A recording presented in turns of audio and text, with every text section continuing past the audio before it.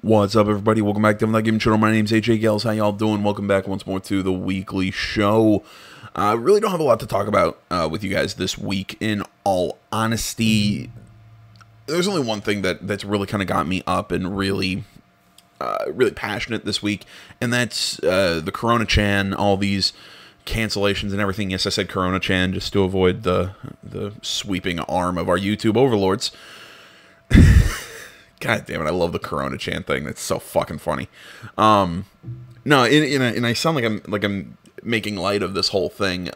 Yes, I'm breaking format a little bit here. We're not really gonna read this article. I'm just gonna kind of leave it up. I'll obviously link it, but we all pretty much we know the details here. E3 2020 got canceled. I mean, should we be surprised? With I'm trying to think what all's been canceled. I mean, the state of Illinois is basically shut down. The state of Ohio has shut down. Indiana has closed. A lot of entertainment stuff, including casinos, have been forced to shut down. I work in Michigan, personally, and at the time of recording, my casino has not made the decision to shut down. We've made certain decisions, stuff that I disagree with, mostly because I'm sitting here going, okay, we're going to be handling so much overflow. We don't have the A, staff to handle it, and B, casinos are just fucking dirty places. You know, this whole, we're going to try and do these social distancing things that the CDC recommends. You can't do that at a casino, especially as a dealer. You just fucking can't. It's not humanly possible. So yeah, I mean, it's looking ever more likely like that we're going to get shut down, if not closed voluntarily. But yeah, I mean, but it's not just that stuff. I mean, the NBA has postponed their season. I think the Masters got postponed. The NCAA tournament got canceled. The MLB season got pushed back. I mean, GDC and PAX, we already knew they got canceled way back when. I think there's other big gaming conventions that are getting shoved back too, man. With this oncoming plague that's been hitting us. I mean, I'm trying to think how I want to approach this. So many people have been freaking out, and I mean, it's like I said, I was making jokes earlier, but I don't want to make light of what's going on. You know, the last time I talked about this stuff, this is such a weird disease to talk about because because you're seeing one of two camps from a lot of people. You're seeing people who are going, this is the end of the world. Like, you know, you see videos of people using like trash bags as homemade fucking hazmat suits, and they're fucking funny too. But then you see videos of people who's like, yeah, I had it. So what? It was the flu. You know, it's just the flu, bro, sort of crowd.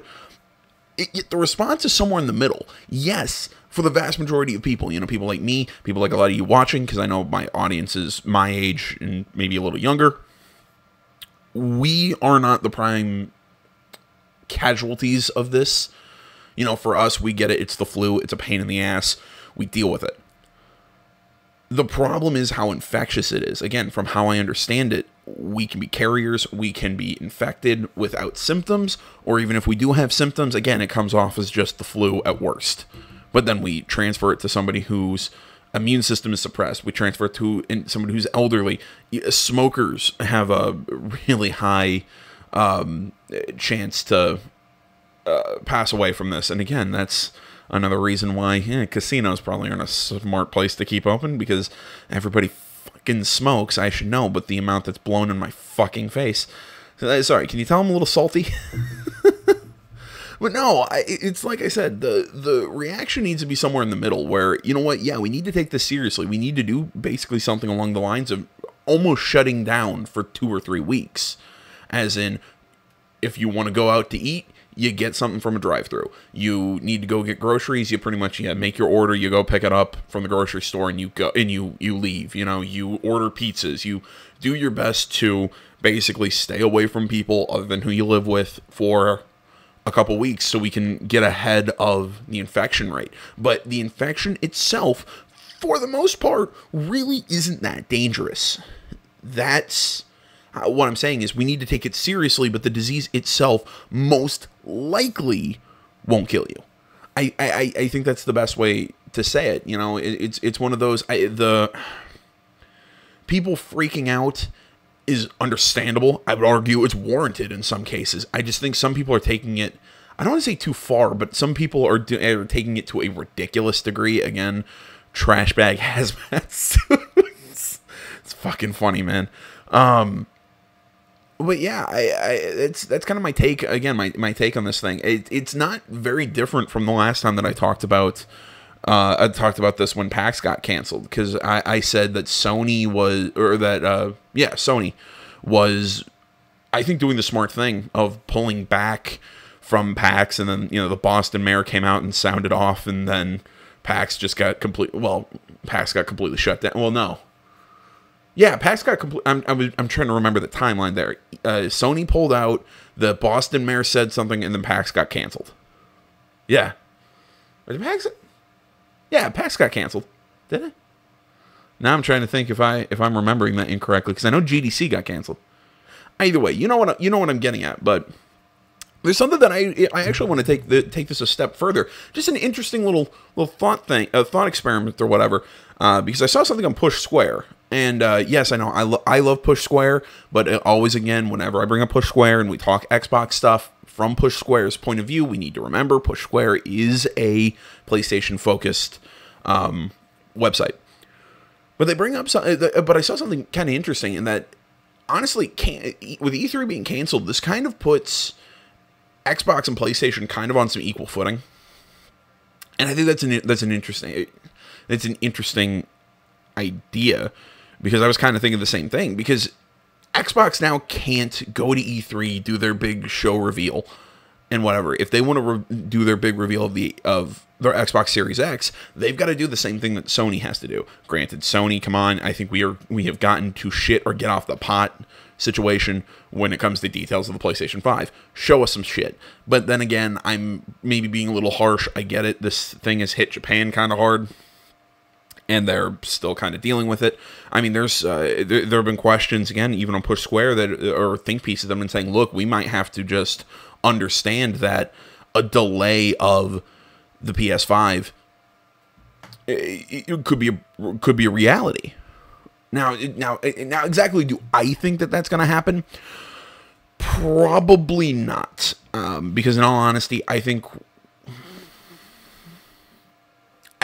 by holiday 2020, this whole virus thing will have been, hopefully we will have gotten in front of it. Hell, I think by the summer, again, if at least here in the US, and I know I'm speaking from an American perspective, if we do a lot of the things that it looks like the individual states have been doing, we keep, like I said, just trying to, practice our social distancing or whatever, we should be able to get ahead of this by the summer, in all honesty. Not to the point where it's completely gone, but we can at least get ahead of the infection rate. I think that's what we can do. So, again, my personal opinion on it is that it shouldn't force PlayStation 5 to delay. Really, I think that's a doomsday scenario for Sony, because, again, you want something that can quickly make you start off on the wrong foot against Xbox. It's not releasing with them. Though at the same time, here's the next question: would that also, if Sony's delayed with the PS5, would the Xbox Series X also be delayed? Maybe not necessarily from a manufacturing standpoint, because again, it's like I said, I know the US is working on stuff to get that stuff back on track and everything. But getting parts, importing parts and everything to work within the machine, who knows? Maybe it could put a delay on it. So honestly, at this point, we kind of have to play it by ear. But I think that we really need to watch that when it comes to this console war between the next gen PS5 and the Xbox Series X, because again, it's like I said, if either of them have to delay the launch of their console, I think that's almost a death nail for that generation. I mean, that is a massive massive handicap. I mean, hell, Push Square is even putting out the theory that we could see upcoming PS4 games be delayed, because of development time and the production of the Blu-ray discs for games themselves. Now, do I exactly see that one happening? I doubt it. I really doubt that we're going to see I'm trying to freaking think here. That we're gonna see something like they specifically mentioned The Last of Us and Ghost of Tsushima. I don't see them being pushed back, mostly because I see them almost being done. Seeing that I'm trying to remember the release date for The Last. I always forget. Is The Last of Us coming out in April or coming out in May? I think The Last of Us is coming out end of April. Yeah, because it's coming at the end of April, and then Cyberpunk 2077 was supposed to come out at the beginning part of May, if I remember correctly. If I am off, please tell me. But I guess that The Last of Us 2 is for the most part done. I think that one would be getting very close to going gold. So I think Naughty Dog is probably, either people are finishing what they need from home, they're finishing it, they're running a small chunk from the office. I'm not actually sure what Naughty Dog is currently doing, but I don't think that The Last of Us Part 2 would be held off. And similar thing with Ghost of Tsushima. I think we're close enough to the launch date. Well, I mean, we're a couple months out, but still, I think that they can get the finishing touches on the game before the game launches in late June. But the idea that trying to think here, the idea that the Blu-ray production would be held back is an interesting thought, even though I sit and go with how prevalent digital sales are, especially for the PlayStation community. I don't think that it would hold things back. I mean, maybe for people like me who bought, like the collector's edition of Tsushima, it would push our collector's edition back. But I also, my take is there's a really easy fix to that, and that is, like me, I bought mine through GameStop. Okay, give a number of download codes to the stores to give to the people who have confirmed pre-orders, because I bought mine in full. I just have to go pick it up on June 26th for Ghost of Tsushima. Okay, give me on the 26th. Give me a download. If the production of the discs is taking a while, okay, give me my collector's edition when you have everything, but give me a download code so I can play the game. I think that's the easiest solution here. Similar thing with The Last of Us Part 2. And maybe if this is one of those, AJ, you're misunderstanding that digital code would cost them money. I mean, you already have the money for that game. It's not like you have to worry about stocking issues when it comes to a digital price. But again, if I'm misunderstanding something, or if I'm misinterpreting something within the digital marketplace, that's entirely possible. But I think it's an easy fix, at least in my opinion. I'm trying to think if there's anything else. But yeah, all in all, I see this whole thing as not unwarranted panic or anything like that. I think the solution is a lot easier than I think a lot of people are trying to make. This is a serious problem with a somewhat easy solution, and that is everyone stay in your freaking houses for a couple weeks. But like I said, I just that's my take. Do I think E3 itself needed to be canceled? Probably not. Seeing that, again, it's like I said, I think by the time E3 would pop up around June 9th and 11th, I think we should have a handle on this again. But that's my uncultured opinion. But who knows? Time will tell if I was completely wrong on that assumption that we'd be able to get a handle on this by that time, or if this is actually a really great idea. Although some people have been saying this actually might be good for E3, because it looks like this year's E3 is, I believe I'm quoting a Push Square article, it would be a, quote, shit show. Or do they say unmitigated disaster? Shit show might be my word. I don't know. But yeah, I mean, this year's E3 was looking really fucking bad. Either way, that's my takes on this. Let's move on to some more fun stuff. Yes, I know, amazing. I keep mentioning Push Square, and guess what? Push Square article, William Croft, rumors, Silent Hill to return on PS5 alongside separate series reboot. Article, as I said, Liam Croft, Push Square. Rumors do not get much juicier than this one, folks. Speculation of a Silent Hill franchise reboot has been doing the rounds for a couple months now. However, things have gone up a couple of notches in the past couple of hours According to Rely on Horror, Sony currently has both a Silent Hills revival project in the works for PlayStation 5, as well as a completely separate reboot of the series. That's two titles on their way to the next-gen console, funded by Sony, while Konami continues to own the IP. We understand how hard this is to believe, and we continue to stress that these rumors should be taken with a grain of salt, but Rely on Horror, as known Capcom insider, aesthetic gamer, both have a proven track record when it comes to this sort of stuff. There could be some truth to it all. Sony is supposedly working to patch up Konami's relationship with Hideo Kojima in order to bring Silent Hills back on PS5. Meanwhile, a separate project is resurrecting the main franchise with a reboot helmed by SIE Japan Studio. The game has been in development for about a year at the time of writing, with Keiichiro Toyama, Akira Yamaoka, and Masahiro Ito having some sort of involvement. This isn't the first time we've heard of such a game being in the works, either with the same two sources, reporting on such a reboot alongside a Telltale-style spin-off game. Ooh, I would play the shit out of that. Let's see, I'm guessing this is some sort of quote. Allegedly, Sony has pitched the game to Kojima as a title more akin to a Telltale supermassive narrative-driven title, which would offer him, quote, full creative freedom. Oh my god. I'm sorry, I just had a small moment there. Oh, that sounds wonderful. Our source does emphasize, however, that Silent Hills is not yet a done deal, and that for now, the only game in active development is the reboot from SIE Japan Studio. While Sony is pushing for the series comeback, our sources do not say that they're out to own the Silent Hill IP. Sony and Konami are working together on these titles. It reads like fan fiction, but when the two sources have proven that they have ties to the industry and have backed their claims up in the past, we can't help but get a little excited about this rumor. Are Silent Hill and Silent Hills really on their way back? Only time will tell. Silent Hills coming back, that one might be a bit of a pipe dream, because I'm not sure if Konami and Kojima can really... I don't think those two can really come back together after basically having to keep Hideo Kojima in a closet for about a year. I mean, they kept him from picking up his Lifetime Achievement Award at the Game Awards when he got it. He had to go do it the next year. I really question if Silent Hills will come back. I know a lot of people would be excited for it, especially given how great PT was. The game that pretty much made me have to get a new pair of pants.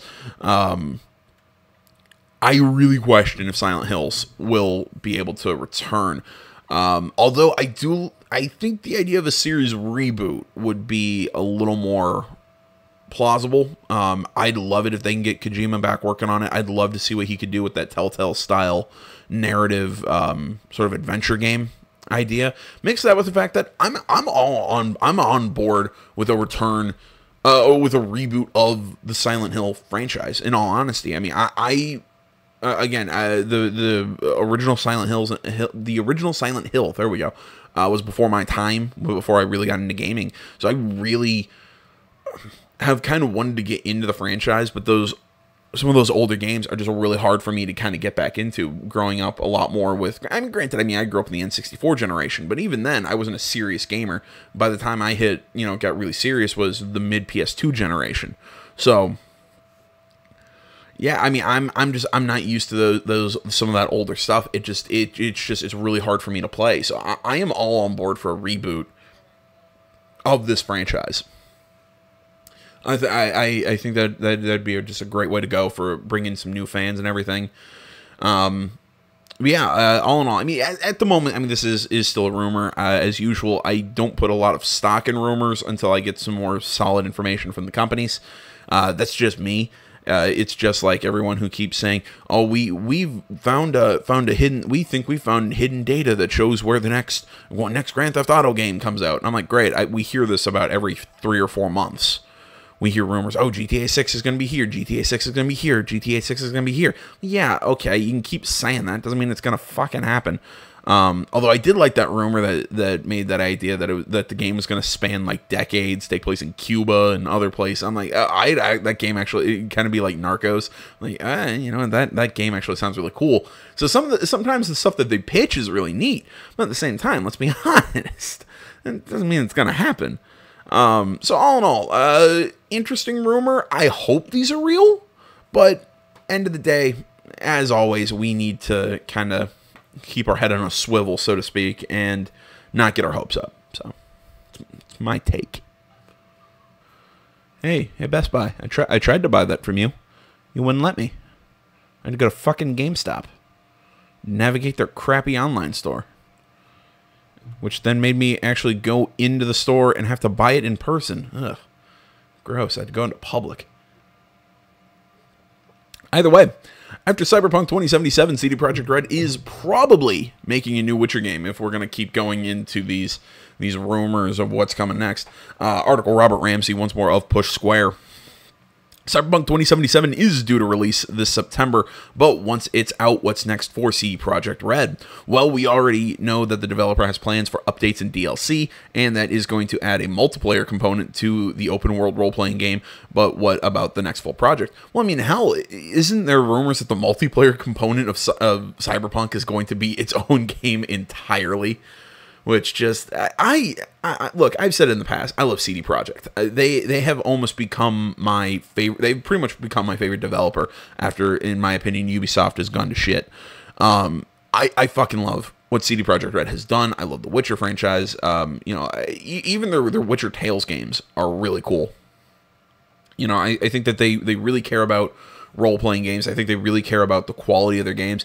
So, I mean, I'm super excited to see what they're going to do with this cyberpunk sort of setting after making these really great sort of medieval-style games. I mean, it's such the polar opposite of themes and everything. I can't wait to see it. I mean, the game already looks amazing. God damn it, I can't wait.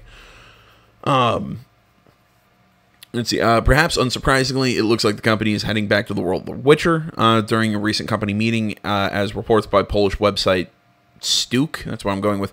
President Adam Kiznicki, again, that's how I'm going with that pronunciation, was asked about the life after Cyberpunk 2077. His response was that the developer has already started work on an unannounced single-player title, and that CD Projekt Red has two, quote, worlds. Within these worlds, we want to create, and I quote, excuse me, within these worlds, we want to create games. Therefore, all the games planned so far are either Witcher or Cyberpunk, end quote, said Kiznicki.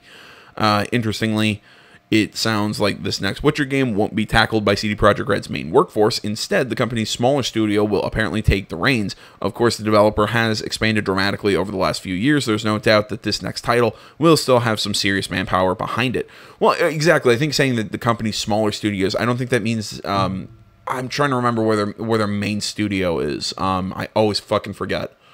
But yeah, it's probably not going to be their main studio. It's probably going to be one of the recent smaller studios that they've built. But like I said, the amount of care that CD Projekt Red puts into their games, I don't think this is going to be I really think that there's going to be a lot of work. And again, I keep using this word. There's going to be a lot of care put into the new Witcher game, especially, I mean, given that that's basically their flagship franchise at the moment.